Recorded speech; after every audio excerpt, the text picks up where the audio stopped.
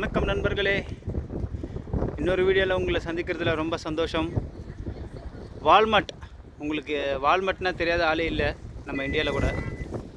இதுதாங்க Walmart. Walmart வந்து ஆயிரக்கணக்கான பிரான்ச்சஸ் இருக்குது யூஎஸில்.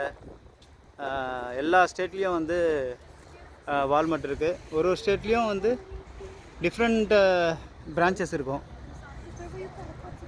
இது வந்து சிக்காகோவில் இருக்கிற one of the Walmart branch.